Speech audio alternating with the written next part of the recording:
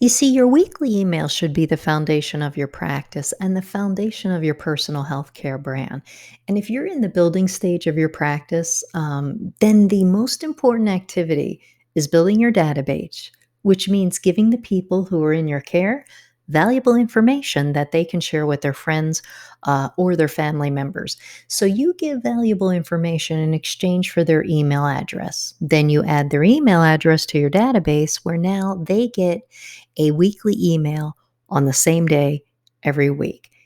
Your patients and clients need to see consistency, and it's going to show them how consistent you are when the health and wellness tips are showing up week after week.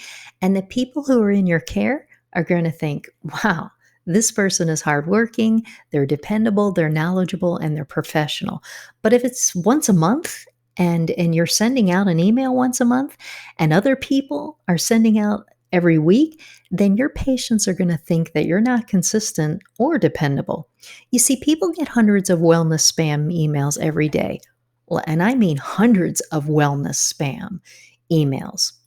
And and I would say if one email a week from their trusted healthcare professional is too much, then that's not your patient or client.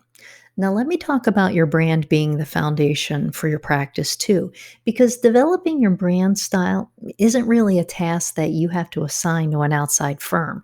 It's a matter of developing your message, then deciding how to translate that message into a visual representation of your practice. Start by thinking about your ideal patient or client.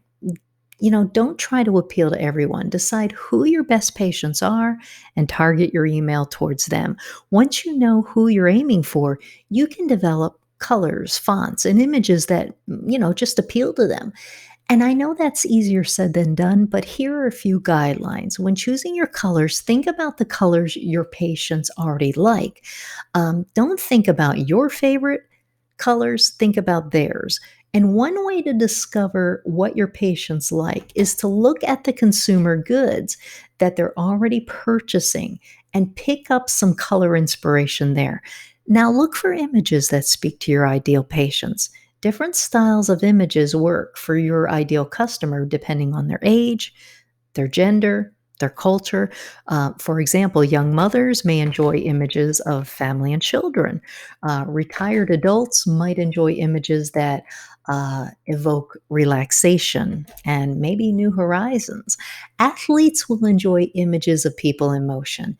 Use a consistent visual style. In addition to using a template with set colors and fonts, use a consistent email header that says who you are and what you do.